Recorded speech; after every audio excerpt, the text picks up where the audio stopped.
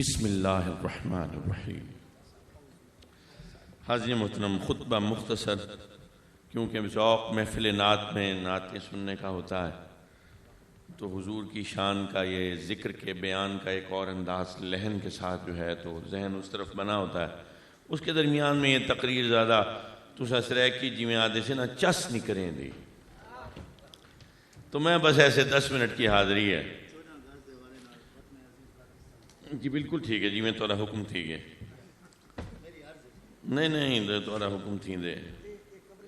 अच्छा, बात यह है कि दो बातें। पहली बात तो यह है कि देखें, मैं यहाँ पे आया हूँ एक निस्बत से। वैसे मेरी इतनी औकात नहीं है अपनी ज़ाहिरी तौर पे देखा जाए तो, अगर औकात के ऊपर बैठूँ तो शायद मस्जिद के बाहर कहीं आपकी जूतियों में मुझे जगह मिले, तो निस्बत की वजह से बैठा हूँ। अच्छा, ये कुर्सी भी इसलिए है क्योंकि मेरा लत्ता शत्ता बनी हुई हैं। आपको पता है वो गोलियां शोलियां लग गई थी मुझे मेरे अस्करी दौर में जब मैं, तो वो मेरी ये टांग काम नहीं करती, इसलिए कोशिश करता हूँ कि ज़रा ऊंची जगह पे बैठूँ तो ये फिर चलती। और अब भी वैसे भी बूढ़ा हो गया हूँ, या इवें आखा के बूढ़ा थी गया तुसा वहीं। सुल्तान आज़म शाह साहब माशाल्लाह आज से 10 साल पहले जब मुलाकात हुई थी तो जैसे अल्लाह पाक इनकी जवानी सलामत रखे, वैसे भी नौजवान है माशाल्लाह। तो ये ऐसे नीचे नहीं बैठे, इसलिए मैं ऊपर बैठा हूँ क्योंकि मेरी टांगें बनी हुई हैं। ये ओन शाह साहब है, मैं बड़ी इज्जत करता हूँ गिलानी सादात की, तो खानवादा गौस आज़म। तो ये अल्लाह पाक मेरी ना अब तो पहले तो टांगे कांपना कह देते थे, अब मुंह पे ही कांपे टांगना चढ़ता है। तो कांपे टांगती हैं कि कभी सादात के हवाले से, और ख़ुसूसन जो औलाद गौस आज़म है उनके हवाले से मैं कोई बड़ी एहतियात करता हूँ। लोग इधर उधर की बातें कर जाते हैं, आपको पता है कि, लेकिन मैं फिर भी खामोश हो जाता हूँ मैं कि मेरी ज़ुबान से कोई ऐसा लफ्ज़ न निकले कि जो तक़दीस सादात के मुनाफी हो जाए। इसके अलावा ये जो आपका जो ये लाड़ है, तो ये लाड़ बिरादरी है, यहाँ के बड़े बड़े मलिक साहिबान बैठे हैं, बेपनाह मोहब्बत करने वाले और फैज़ याफ्ता लोग हैं। इन्होंने मुर्शिदों से जो फैज़ लिया हुआ है, इतना तो हम नहीं ले सके अपने बुज़ुर्गों से फैज़। तो ऐसे ऐसे लोग छुपे हुए हैं यहाँ पे, पिंडाल में भी ऐसे ऐसे लोग हैं। पता नहीं मुझे, मैं कोई ज़्यादा ये बड़ाई वाली बात नहीं है, लेकिन थोड़ा पेशानी को देख के अंदाज़ा हो जाता है कि ये पेशानी रात को तन्हाई में रब की बारगाह में झुकती है। तो ये पिंडाल की बरकत है, ये एक नूरानियत कायम हो जाती है इससे। तो मैं देखता हूँ मुझे पिंडाल में तो ये मुअज़्ज़िज़ीन बैठे हैं, तो उसमें आप लोगों ने मुझे ये वतनियत के हवाले से, देखो बात यह है कि एक शेर इकबाल का अगर पढ़ने की इजाज़त हो तो,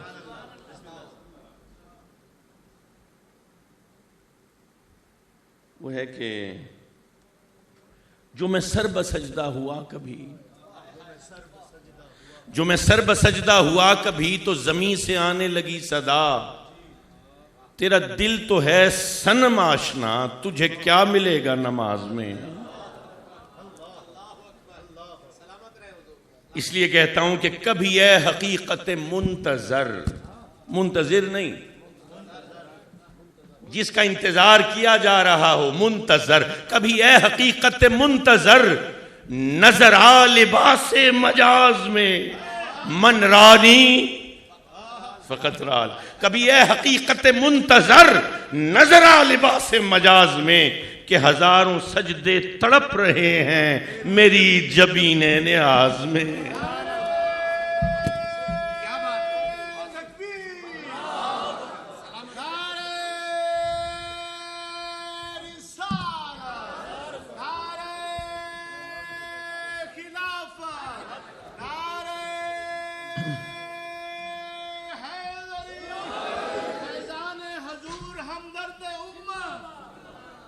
देखो इस मुल्क में ना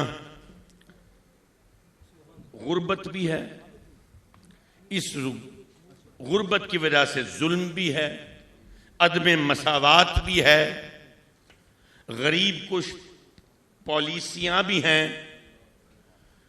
यहां पर थाना कचहरी, फिरौनियत, ताकत के जोर पे दबा लेना,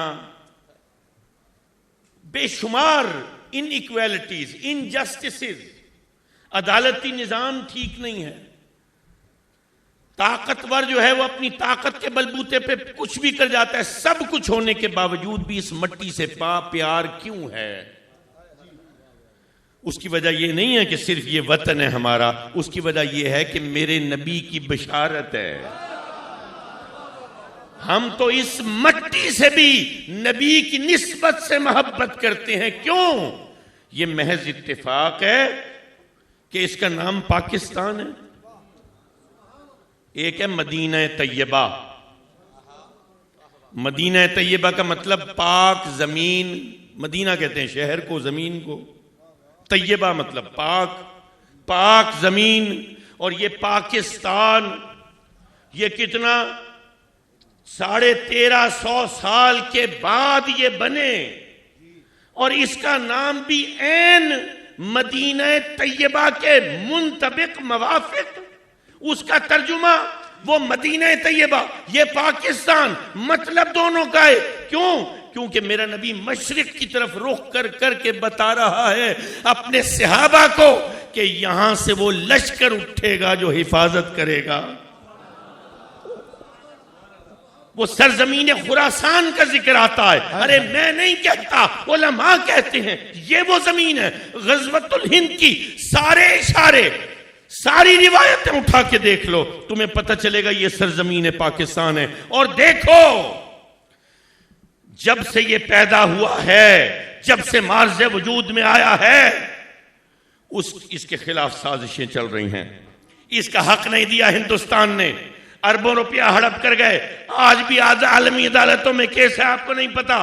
इसको 2 लाख कर दिया गया, इसके पीछे पड़ गए, इसके बानी को कत्ल कर दिया गया, साजिशें हुई।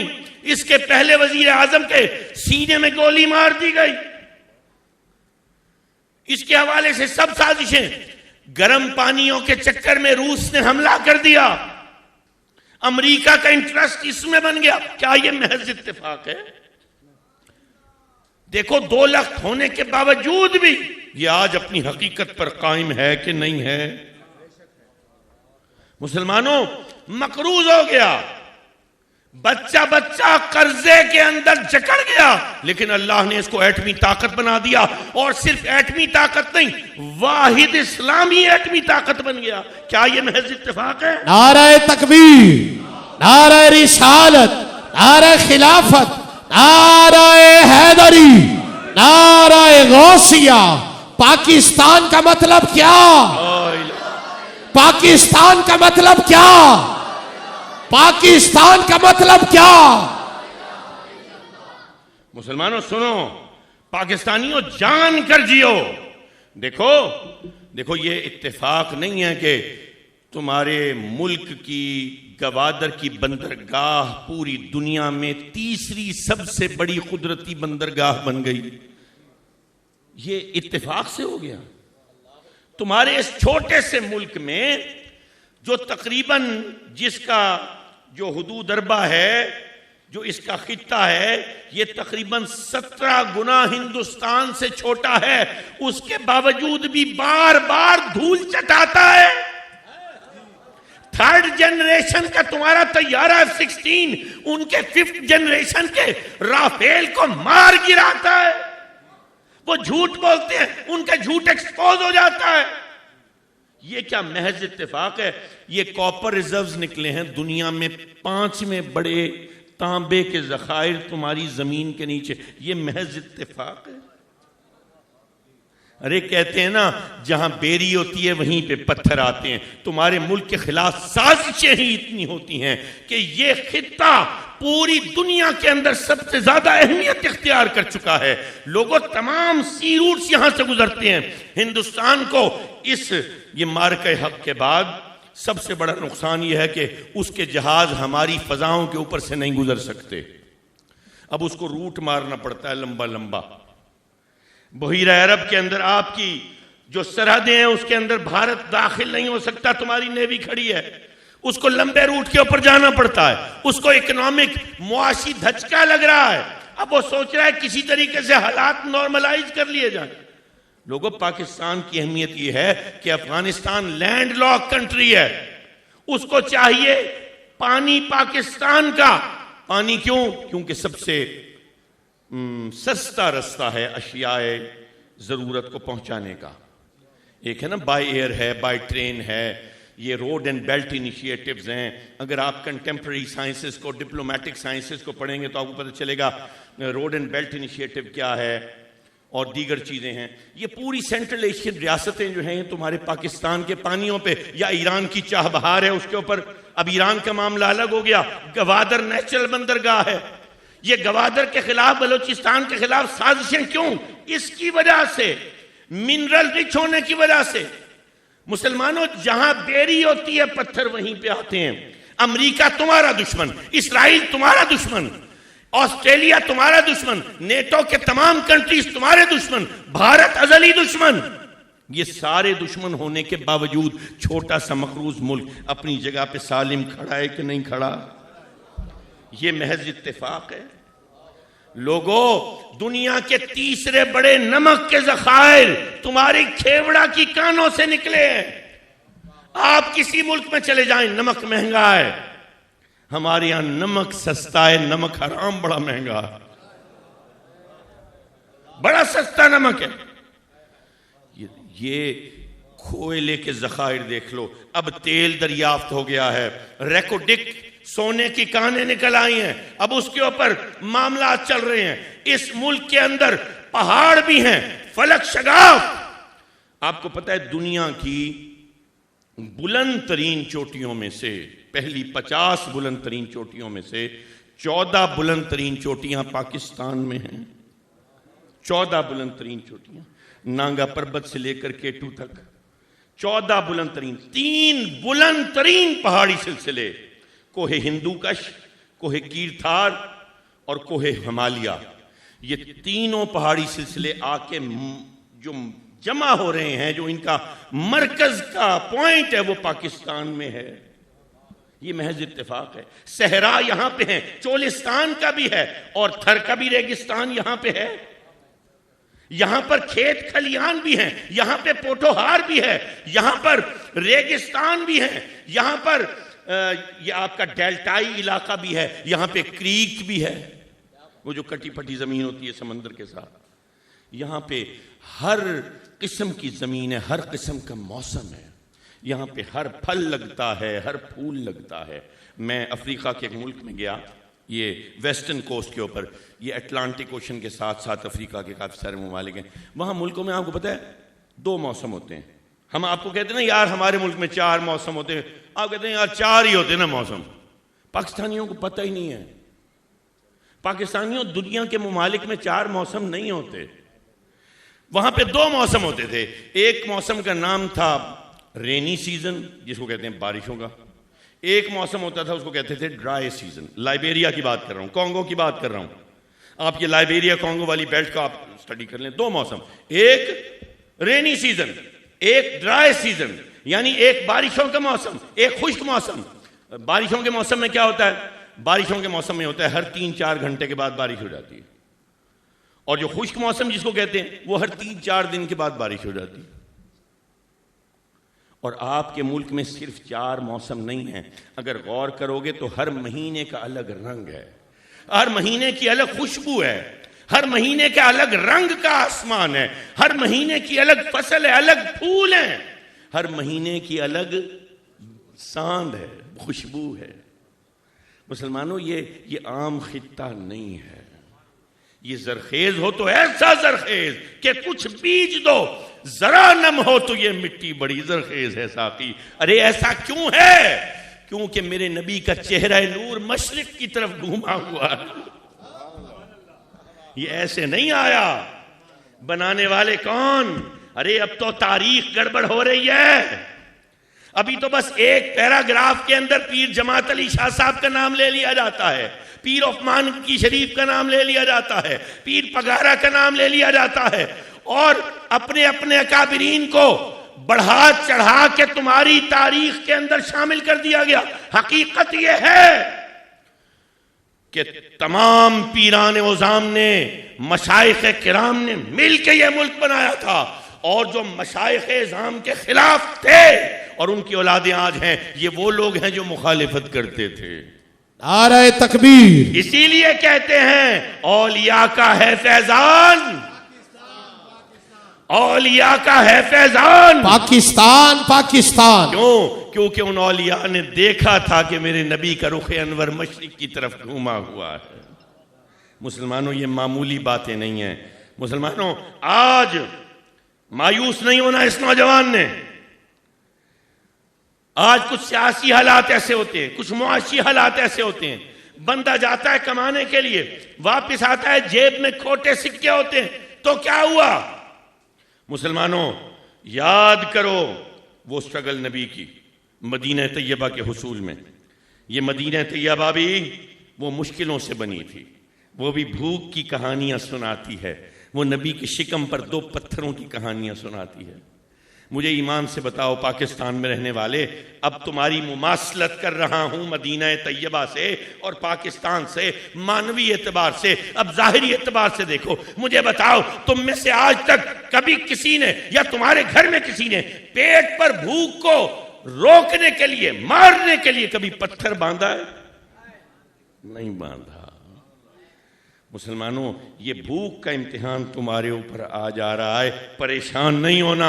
जैसे वो रिवायतें कायम होके नबी ने तदबीर सिखाई थी, कभी पेट पर पत्थर बांधकर, कभी अंसार ने जो कुर्बानियां दी थी, कभी मुहाजिरों ने जो अपना घर छोड़ा था इस वतन की खातिर, वही कहानी है। आज वही मुहाजिर हैं, आज वही अंसार हैं। बस क्या है, दुश्मन ने उस वक्त के अब्दुल्ला बिन सबा या उबैदुल्ला बिन सबा या मरवान बिन हकम जैसे दुश्मन आज भी तुम्हारे अंदर सरायत कर चुके हैं। आज सिंधी बलोची में नहीं पढ़ना, आज सराय की पंजाबी में नहीं पढ़ना, आज बलोच पठान की गेम को आपने नाकारा बेकार करना है। क्यों?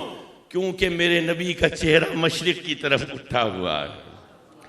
मुसलमानों, इस मुल्क से मोहब्बत करना, कोशिश करना, हिम्मत जारी रखना, हौसला नहीं छोड़ना। आपकी स्ट्रगल की जरूरत है, और अगर आपने हिम्मत जारी रखी तो एक दिन जरूर आएगा कि ये मुल्क पूरी आलम इस्लाम की क़यादत और सियादत करेगा। ये कर्जे क्या हैं, ये उतर जाएंगे, ये मुश्किलें क्या हैं, ये हट जाएंगी, अच्छे दिन जरूर आएंगे। पैवस्त रह शजर से उम्मीदे बहार रख, वमा अलैना इल्लल बला। नारे तकबीर, नारे रिसालत। मुसलमानों, मुख्तसर दुआ करता हूँ और दुआ हासिल महफिल है, ठीक है ना। हम दुआ बैठ के हवाले से ना हमारे अकीदे बड़े मुख्तलिफ हैं। कुछ लोग कहते हैं ना जी आपने जनाजा पढ़ लिया, जनाजा तो दुआ थी, जनाजे के बाद क्यों दुआ की, नमाज पढ़ ली, नमाज में दुआ की थी, नमाज के बाद दूध क्यों दुआ कर ली। वो दुआ के हवाले से उनके अकायद ज़रा मुख्तलिफ हैं, हमारे अकायद मुख्तलिफ हैं। दुआ का मामला ये है, दुआ का मामला ये है कि जब अल्लाह ताला थक गया हो या मसरूफ हो या मुतवज्जे ना हो या छुट्टी पे हो या सो रहा हो, उस वक्त दुआ ना मांगे, उस वक्त दुआ न मांगे। तो चूंकि मेरा खुदा, मेरा अल्लाह कभी थकता ही नहीं, कभी गैर मुतवज्जा होता ही नहीं, कभी सोता ही नहीं, कभी छुट्टी पे जाता ही नहीं, कभी वो मुझ गुनहगार से भी उकताता ही नहीं, तो फिर दुआ के लिए कोई मेरा हाथ न रोके। मैंने दुआ मांग ली है और मैंने आमीन कह दिया है, मैं चल पड़ा हूं, मेरा दिल किया है फिर दुआ मांगने को, फिर मांग लो। वो फिर मांग ली है, उसके बाद किसी ने कह दिया दुआ मांग दे, फिर मांग लो। दुआ मांग के उठे हो, फिर मांग लो। फिर दुआ मांग मांग के थक गए हो, हाथ नीचे गिर गए हैं, हाथ नीचे गिर जाए, जुबान तो नहीं थकी, जुबान से मांग लो। फिर जब तुम्हारे शल हाथ नीचे थोड़ा आराम कर ले, फिर उठाओ, फिर मांग लो। थकते तुम हो, वो नहीं थकता, वो नहीं थकता। चाहे जवाल का वक्त हो, चाहे उरूज का वक्त हो, चाहे तुलू का वक्त हो, सजदा हराम हो सकता है, अरे दुआ के लिए कोई वक्त ममनुआ नहीं है। दुआ करते हैं, मेरा अल्लाह इस महफिल को कबूल फरमाए। आज 14 अगस्त का दिन गुजरा है, वतन की मोहब्बत में है। मेरा अल्लाह ये आज़ादी की जो उम्मीद है, जैसे नाउमीदी के दौर में हमारे बड़ों ने ये मुल्क हासिल कर लिया था, उस वक्त कहते थे, अल्लामा इकबाल को दीवाने का ख्वाब है, ये कैसे होगा, ये क्यों कर मुमकिन होगा? अरे जैसे अल्लामा इकबाल के ख्वाब को अल्लाह ने कायद आजम रहमतुल्लाह अलैह की सूरत में इसकी ताबीर दिखा दी, उसी तरीके से मेरा रब हमारे बुजुर्गों की दुआओं को इसकी तरक्की की सूरत में जाहिर फरमाएगा। ना उम्मीद नहीं होना, मेहनत करनी है, मायूस नहीं होना, नाशुक्री नहीं करनी। हमने वो कुर्बानियां नहीं दी जो सहाबा किराम ने दी हैं, हम फिर भी कुर्बानियां दे रहे हैं। मैं अपने नौजवानों से कहता हूं, आपने सीना सपर होना है। अल्लाह आपको हिम्मत दे, अल्लाह आपको ताकत दे, अल्लाह हमारी वो माए सलामत रखे जिनकी कोख से मट्टी से मोहब्बत करने वाले सपूत पैदा होते हैं। ये आज कुर्बानियां दी हैं उन्होंने जिन्होंने बनाया था, आज जो बचा रहे हैं वो कुर्बानियां दे रहे हैं। उनके पाक लहू की कसम जो इस मट्टी के अंदर जज्ब हुआ, मेरा अल्लाह इसको मिटने नहीं देगा, क्योंकि मेरे नबी का चेहरा मशरिक की तरफ उठा हुआ है। या अल्लाह इसको सजाने वालों को बात फरमाना। मेरे भाई हामिद बिन खुशीर इसके लिए फंड इकट्ठे किए हैं इसने, और बड़े लोगों ने खामोशी से ताउन किया है, खामोशी से इसके साथ। और मैं जानूं या ना जानूं, ये जाने या ना जाने, लेकिन अल्लाह तो जानता है ना किसने ताउन किया। नबी के जिक्र की महफिल है, उसकी नातें पढ़ी जा रही हैं, वतन से मोहब्बत की बात की जा रही है। मेरा अल्लाह इसको कबूल फरमाए, इसका अजर अता फरमाए।